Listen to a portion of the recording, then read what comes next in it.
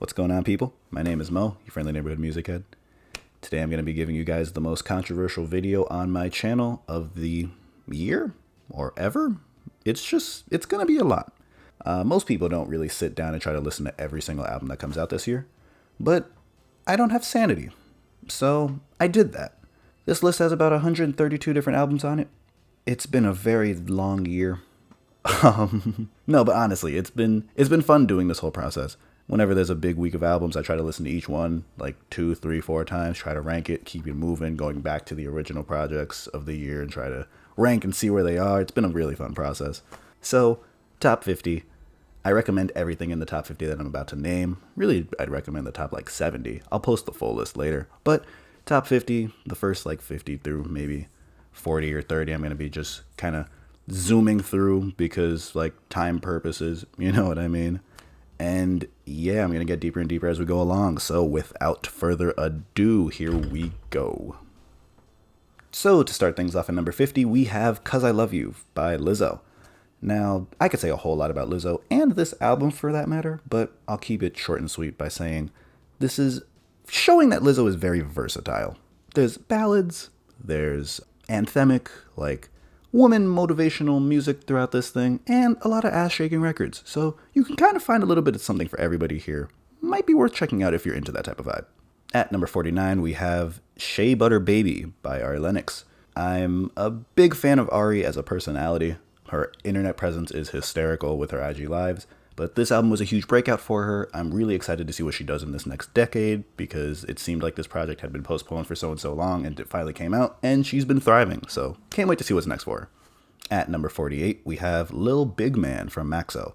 I was unfamiliar with Maxo going into this project, but it's very slow soul sample production. His delivery kind of sounds like Earl Sweatshirt. He's very talented, a great lyricist. If you're into that Earl Sweatshirty type vibe, you'll probably enjoy some songs on here. At number 47, we have Brandon Banks from Maxo Cream. I'm a huge Maxo fan. I still listen to Pumpkin like every other week at this point, his album from last year. He's a very talented MC. This album's filled with like trappy party bangers, but also like vulnerable and storytelling type joints on here. So you'll kind of find a little bit of something for you on here. Number 46 is Transportation from your old Droog.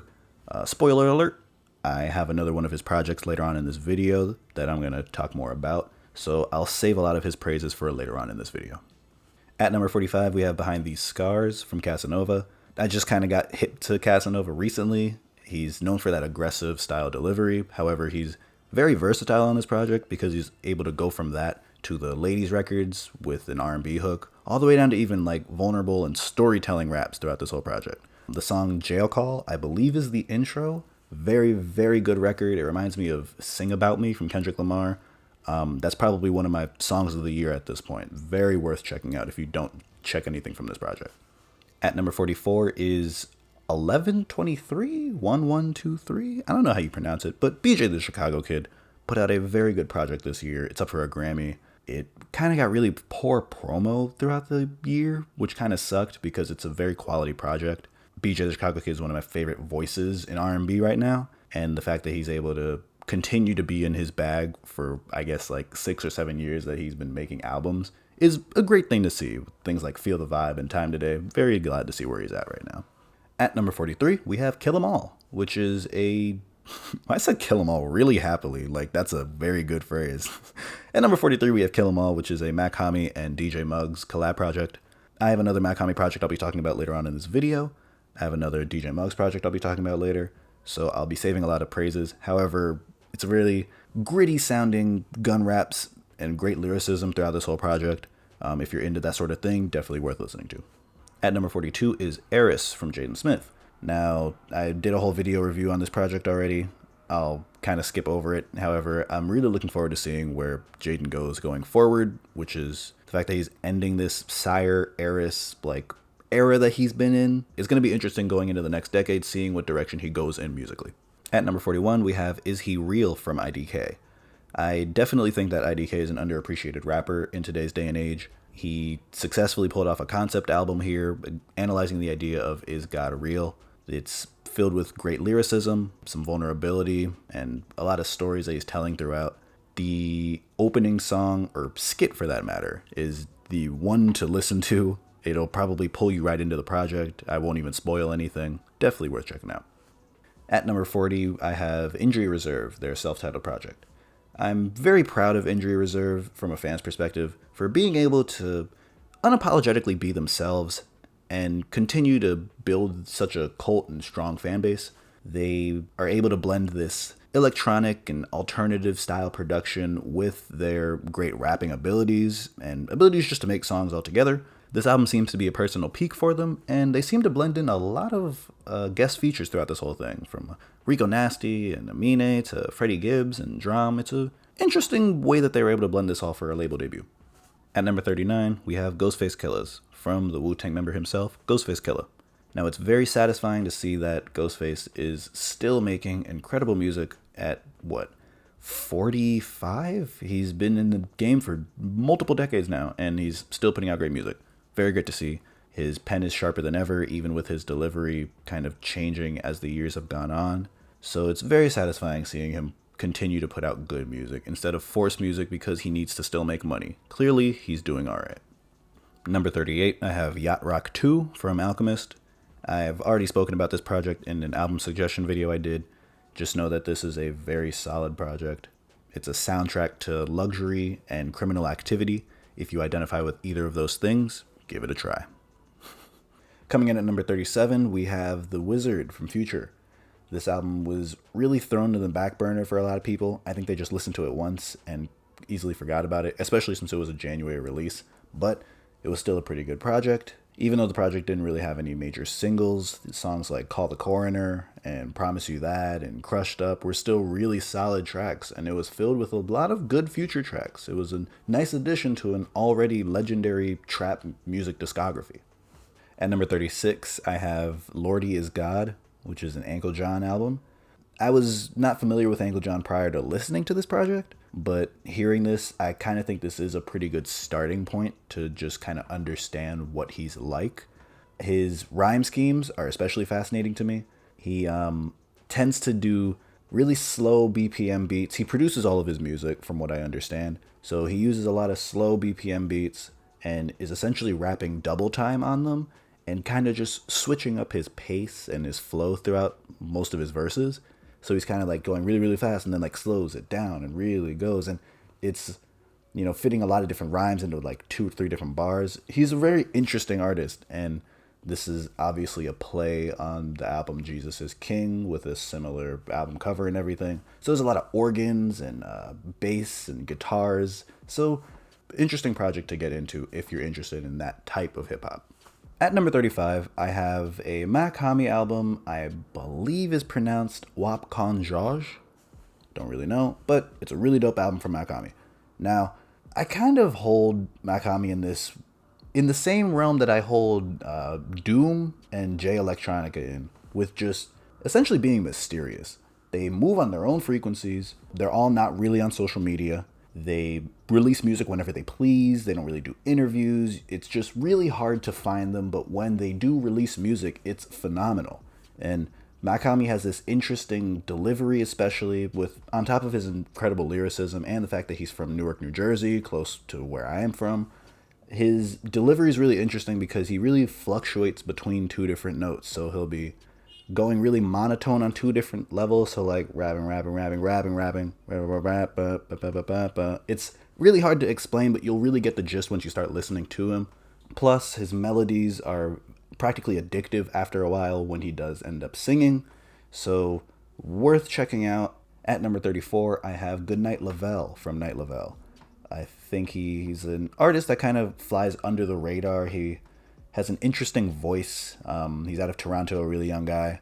His voice is very raw, and he does this bass-heavy production with his subject matter that kind of just goes back and forth between like, yeah, I'm the dopest in the world, I get all these women, to yeah, I'm also depressed and I don't really know how to live with myself. And both those bags are just really interesting. He makes some good music that'll make you want to commit crimes, but also cry. So if you like either of those 2 things, there you go. At number 33, I have Feet of Clay from Earl Sweatshirt. I will recommend for anybody who hasn't listened to it yet and is going to, if you ignore the beat on track 2, which is East, it's a really dope EP.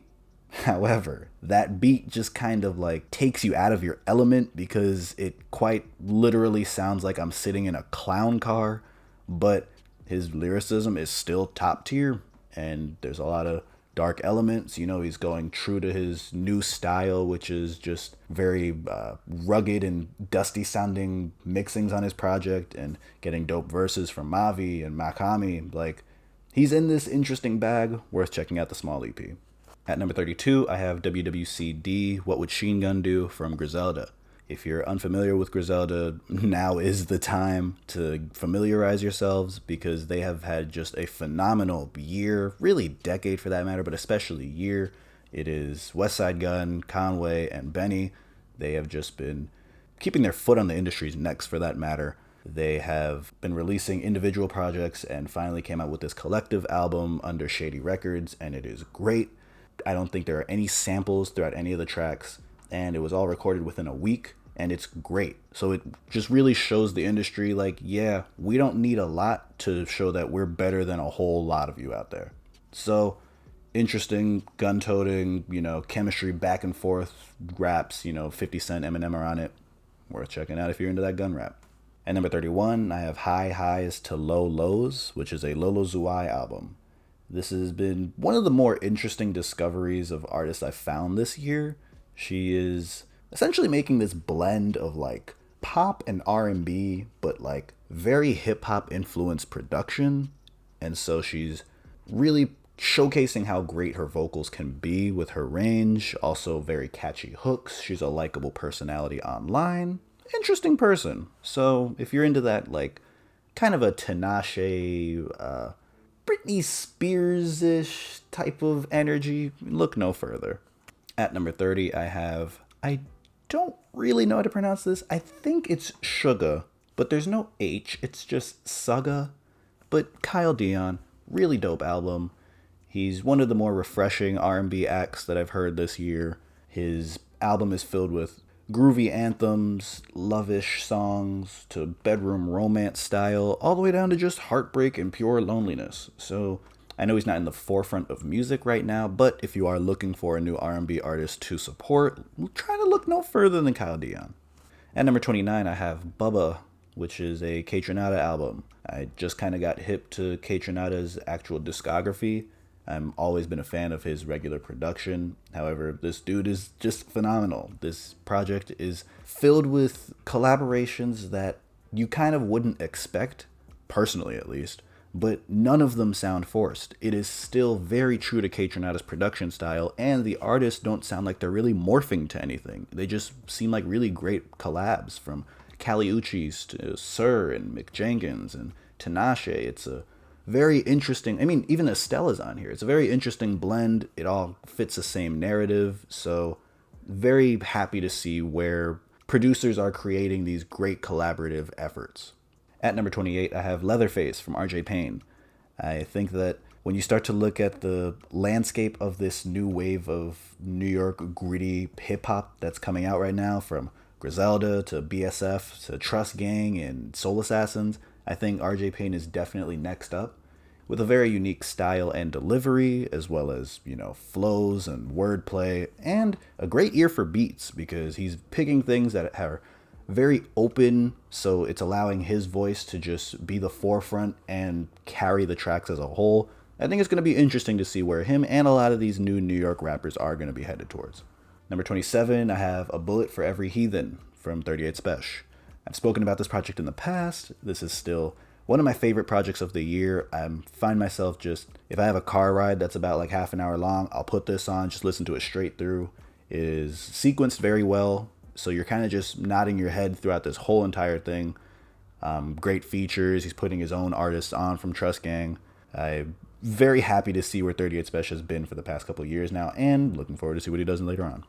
At number 26, I have Statue of Limitations from Benny and Smoke DZA. Now, I could easily talk about how great of a rapper Benny is, how Smoke DZA has been killing it for the past decade, and how they have this very clear chemistry and synergy. But what I'm really going to focus on is the fact that Pete Rock produced this whole thing and is still producing some phenomenal beats decades after he really popped off. Like, clearly he's one of the OGs in the production world right now. And the fact that he's still creating these anthemic and just raw sounding beats in 2019 is a thing of beauty. You know, him and guys like DJ Premier and even Dr. Dre right now, who have been at it for so long. I'm very happy to see what he's done, especially with this album, even with Sky Zoo's project earlier this year, Retropolitan. So happy to see where he's at. Hopefully he can pass on a lot of his talents to the next generation. Number 25, we're on the top half of this list now. We have Everything's for Sale from Boogie. I'm very adamant about the fact that Boogie's voice is definitely necessary for hip-hop right now. And what I mean by that is he's an interesting perspective right now. Vulnerability is starting to like become accepted in like just mainstream culture and really hip-hop. And the fact that he's able to channel his own personal insecurities, his own vulnerabilities, his analyzing his own personal relationships and being able to put that all on a track, like what Joe Budden did throughout the 2010s. I think it's very fascinating that he's doing that, but in a digestible manner. And he's even singing in a lot of these songs, like, very openly. So I'm very happy that he had his old Shady debut now. Dope album. I think the intro track is what's going to end up sucking you in with Reflections and Tired. Definitely check out listen. Number 24, I have Wet Dirt from CRIMEAPPLE and DJ Skizz. Now, CRIMEAPPLE's in this same boat as Droog and Mach-Hommy and Ankle John and Rock Marciano and Benny, where it's you kind of know what you're going to get when you're going to enter in and listen to their songs. They don't really switch up their subject matter, really. It's a lot of gun raps, it's braggadocious bars, it's reminiscing on their allegedly criminal pasts.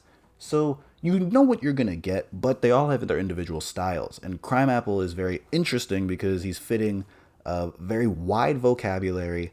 He's able to switch up his tempo a lot and has different flows, but also is incorporating a lot of Spanish into his bars.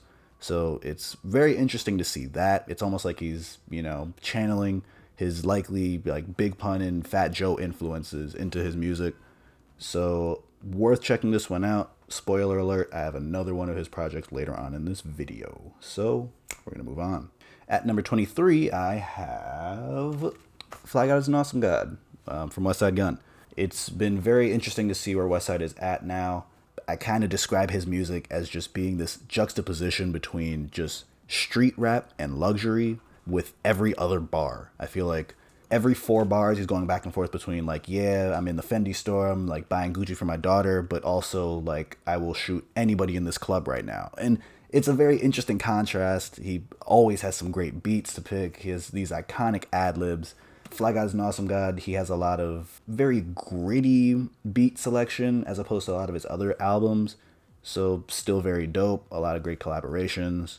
It's been a great year for Fly God, to say the least. At number 22, I have Mavi's project, Let the Sun Talk. Now, to the average listener, if you listen to Mavi right now, you'll probably think this is Earl Sweatshirt. But this is Mavi. He has a very similar delivery to Earl, as well as subject matter, for that matter.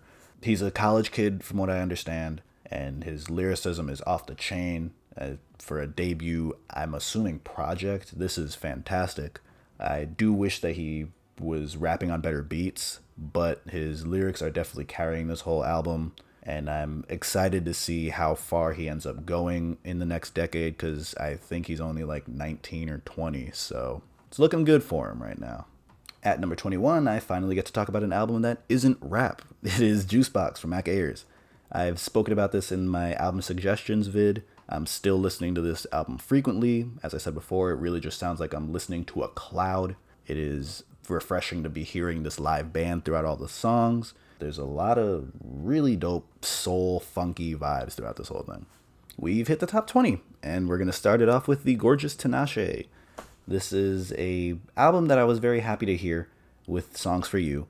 I've kind of been a casual Tinashe fan, and RCA Records seemed like they've been screwing her over for the past few years now with just bad promo, not really giving her true like lead singles other than Two On, which initially kicked her off. She finally left the label and released this independent album. And at first I'm like, whoa, it's really dangerous, but she's been killing it. This very hip-hop production influenced album. She's been just teetering the line between pop and R&B, but she actually sounds like she's found her sound, and it's great.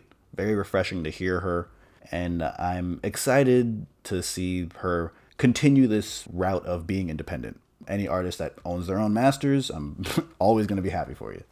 Number 19, I have Her Story in the Making from Young M.A. I've spoken about this project in the past, so I won't really harp on it.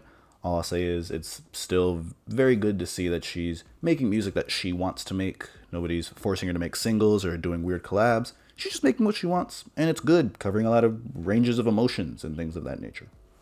At number 18 is Free Nationals, their self-titled album. I used to look at Free Nationals like they were just Anderson .Paak's opening band, and I'm realizing now how disrespectful that line of thinking was. They are great.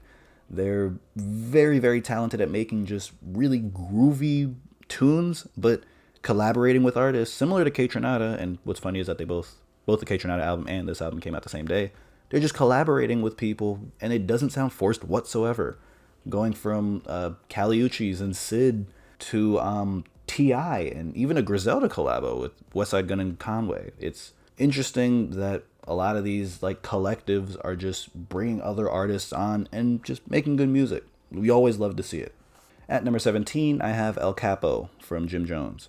I'll admit, I'm young and didn't grow up on Dipset and understand their impact really, but what I do know is that Jim Jones did not look like he would be making this level of an album essentially like 15 years after their run. It's great to see that he's taking this OG role in his music, but not coming off like an old head.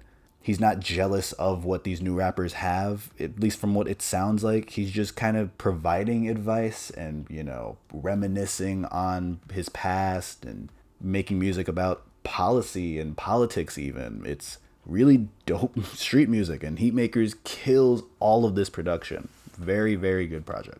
At number 16, I have Eve from Rhapsody. I'm a huge Rhapsody fan.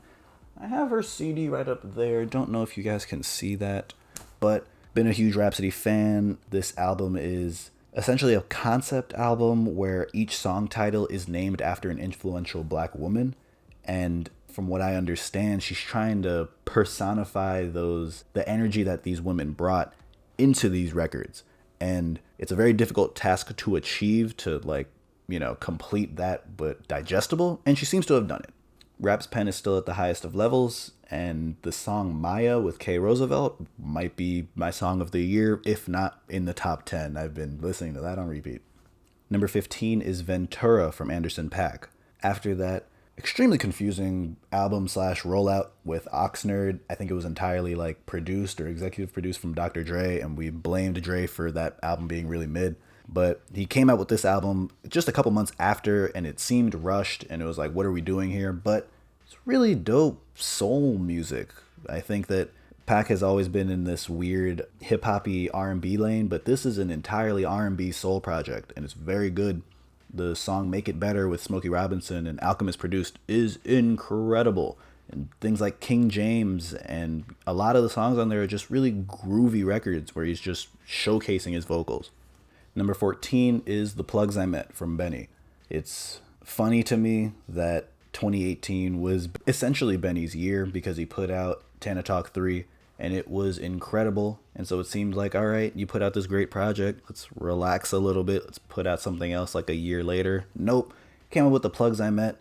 It's only really 6 songs. It's 7 tracks, but one of them's a skit. And it's undeniably great. The song with Black Thought, Crowns for Kings. They are rapping. And the fact that Benny is keeping up with Black Thought's incredible penmanship is insane to me. And he's going bar for bar with Black Thought on one track, with Jadakiss on another track, with Pusha T on another track. He's just continuing to make what sounds true to him, and he's experimenting with his sound as well on 5 to 50 with that trappy bop that he's having. It's nice to see that these guys aren't just staying in their formulaic manner. They're trying out new things, but also staying true to what their fan base fell in love with. At number 13, I have Over It from Summer Walker. Spoke about this already in the past. However, this is just a really good R&B album. It's covering all the moods from being in love to heartbreak to hoeing. It's great. It's really minimalistic. Even with all the controversy that she's been in with all these like social anxiety and concert issues and all that, people are really forgetting how great this album still is. Very happy to see it. It's probably one of my favorite R&B albums this decade. I wouldn't put it in like a top 10, but like probably a top 15 or 20. It's a really, really good album. At number 12, I have May the Lord Watch from Little Brother. It is nice to see that after 9 years, Big Pooh and Fonte have come back together, and it just sounds true to what the fanbase fell in love with, so to speak. They're just rapping from a different perspective now. They're grown men. They have kids. They're trying to find themselves. And in an era where nostalgia is selling way more than original ideas, the fact that they're doing this and it doesn't sound like it's just a money grab is very satisfying, at least from a consumer's perspective. At number 11, I have Hiding Places from Billy Woods and Kenny Segal. I don't really think Billy Woods is a rapper. I think he's doing spoken word and somebody just happens to have a beat on and he's on beat, because it's really hard to describe his music, especially since I'm still trying to familiarize myself with his discography and not get lost in it. Regardless of how it's hard to describe him, this album is very interesting. Kenny Segal is matching the high level of wordplay and lyricism that Billy Woods is able to showcase, and songs like SpongeBob, the opening track, A Day and a Week and a Year is incredible, and the closing song, Red Dust, is one of my favorites of, I almost want to say the decade. I'll definitely say the year though, because it is almost like disturbing how specific and angry Billy Woods sounds on this song. At number 10, I have, it wasn't even close. I already mentioned Transportation earlier this year. I'm really just showing this to you guys because I don't really get to showcase this to many people, because most of my friends don't really care about this like gritty hip hop sound. So it wasn't even close. Droog has had an amazing year this year. 3 different albums came out. Jewelry was the latest of his projects, and it came out a couple days ago. It probably would have made the top 50, but I didn't rank it because I kind of like to live with a project a couple days before actually putting it on the list. So it probably is going to be added to the next year one. Anyway, it wasn't even close. It's really, really great. Droog is a phenomenal lyricist. I am a really big fan of his delivery and kind of the way that all of his bars really sound natural. He's going bar for bar with Mach-Hommy and MF Doom on this project. And I just like what direction he and Hommy and the God Fahim are really doing right now. It's really good to see them as a clique just doing what they want to do unapologetically. At number 9, I have Those Feels Again from Snow Allegra. Dopest album title ever.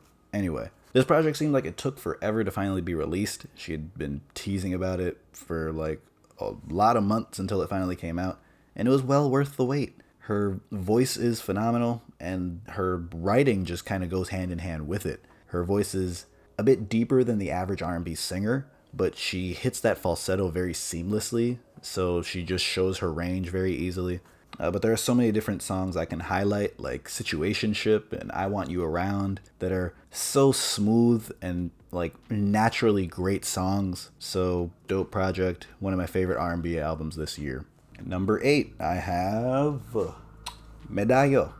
This is a CRIMEAPPLE and DJ Muggs produced album. This like whole cover art is just real dope. Like what? Fire. Anyway, Medallo's a really dope project. I mentioned CRIMEAPPLE earlier with how he's able to show off his vocabulary and Spanish integrated bars. He's speaking probably the most Spanish I've ever heard him speak in raps on this. It is very true to this new New York and New Jersey gun infested like criminal activity, but also luxurious style that we're getting right now. The song Blood Type is probably the scariest thing I've heard all year, with literal screams and gunfire scattered throughout CRIMEAPPLE's verse. It's very, very dope. This whole project is great. I listen to it very regularly. It's sequenced great. If you're into that style of music, I think this is probably one of the best of the subgenre that we've had this year. Number 7, I have Marcielago from Rock Marciano. Now, I'm very adamant about the fact that Rock Marcy is very necessary for hip hop. The same way that I described Boogie is that Rock Marcy's just different from everybody else, but it matters because for him in particular, the fact that he's not only producing all of his records, but like his lack of percussion throughout all of his songs, or most of his songs for that matter, just really jazz and soul sample influenced tracks, and very empty for his voice to just be the forefront and show you how great his lyricism and wordplay is. It's great to see.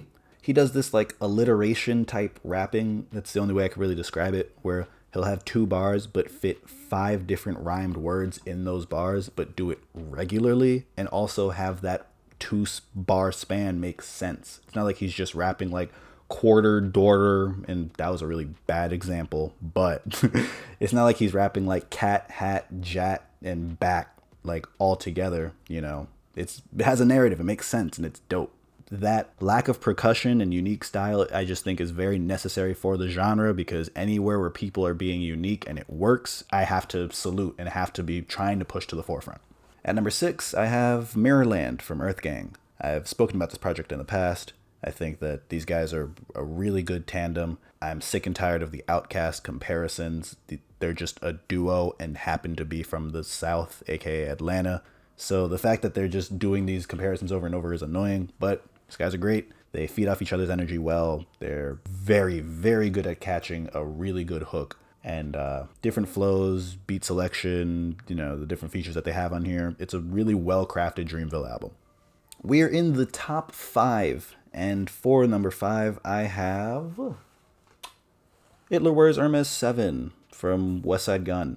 With the great year that Griselda has been having this year, from Conway and Benny to, of course, Westside Gunn, I think this is the exclamation point on said year. From selling out shows to all the merch that I clearly have in my closet and all the different CDs that I've been collecting from them, this year has been great. Westside took a different approach for this album, from what I understand, where he was kind of taking jazz and soul influenced samples and just making them actually sound like jazz records instead of turning them into the gritty hip hop that they normally make. So very, very dope to see. It's a very well curated as well. The different features, the sequencing on it, it flows very nicely, and you're hearing guys that you never would have expected Westside Gunn to be collaborating with, like Jay Worthy and Currency and Fat Joe and a lot of these different rappers. Definitely worth the top 5 spot. The fact that I got it autographed is freaking incredible, and I will probably be continuing to show this off. So moving on to number 4 now, prerequisite. The top 4 I feel like are really interchangeable on my list. I think any of them really could be album of the year, but also like I'm just trying to narrow them down. I just think they're all really, really, really high level projects. Number 4 being Little Simz, Gray Area. I was unfamiliar with Little Simz prior to hearing this. I kept hearing little things on Twitter like, oh, this album's great, oh, this album's great, but I also knew that it was a UK artist, and I definitely had that stigma in the back of my head. Very, very dope project. She is a lyrical genius, practically. It's only 10 songs. The subject matters that she's covering on this, from therapy to breaking down her relationships, commending artists who end up passing way too soon, even simple lyrical venom on the track Venom. This project has it all. The beat selection is off the chain practically, and you get past the fact that she has the British accent very quickly, at least from my perspective. At number 3, I have Igor from Tyler, the Creator. Now, I really didn't expect Tyler to go this left field with a project. He has always kind of teetered the line of like, hey, I'm rapping. Like, if I'm looking at his whole discography, it's like, yeah, I'm rapping. I'm kind of doing this singing sort of thing and rapping. I'm kind of doing both on Cherry Bomb. Now I'm really singing. I'm doing a little bit of rapping. This has practically no more rapping. That it's true to what Tyler started from. But that doesn't mean that his artistry isn't shining, because it clearly is. His production, I mean, the fact that he's literally doing everything from production to the mixing to the engineering to even just promoting it and, you know, getting all these vocals. Like, yeah, he's not a great singer. Yeah, the mixing is a bit weird on some of the tracks, but it's still an amazing album. I mean, A Boy Is a Gun, Earthquake, of course, with the Playboi Carti feature. I mean, the fact that he's fitting this whole theme and narrative in these tracks, and I don't know. I'm very proud of Tyler at this point, and I fully expect him to win that Grammy, even though this album doesn't really seem like a rap album. I know people are tired of hearing that, but I'm going to continue to say it. Very happy for Tyler right now. Final 2 albums. Number 2, Chasing Summer, Sir. Got it right up here. I would take it down and show you guys. There's like the CDs autographed inside, but I don't really feel like messing up that whole display. The album's great. Like, I don't think words really do it justice for that matter. Each song is so well crafted. The collaborations feel like they're seamless. The fact that he mixed this whole project, the fact that it's a sophomore album and a lot of people mess up on their sophomore album. I mean, it's great. I'm really happy to see where he's at musically. I think this is not only one of the best TDE releases, you know, up there with like Control from SZA and, you know, To Pimp a Butterfly and like Sylvia Demo from Isaiah Rashad. I think this is one of the best R&B albums of the decade. I think I'll die on that hill. Like, I would probably put this at minimum top 15, probably top 10, around like 10, you know what I mean? But great ass album, honestly. And finally, my album of the year goes to none other than Bandana. Right up there. Got it autographed. It's pretty dope. The fact that this album is a sequel to an already phenomenal body of work, which is Pinata.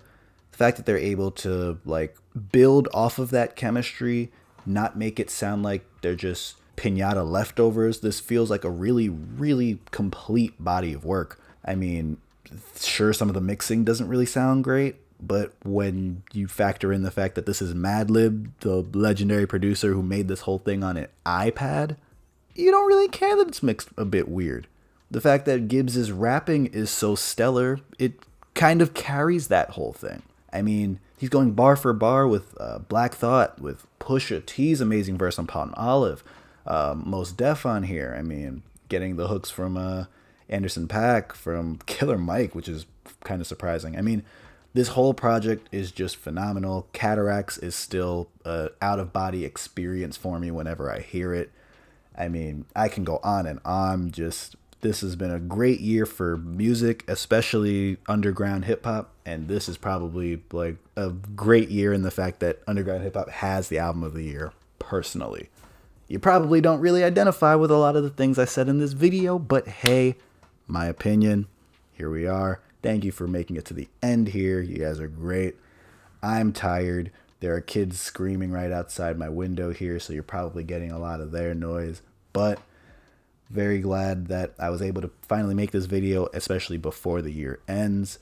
If you enjoyed this, if you want to see more things like this, I'll probably have a couple more videos coming because I'm on winter break in my semester and I have a lot more time. So thank you for tuning in. Like, subscribe, do what you do.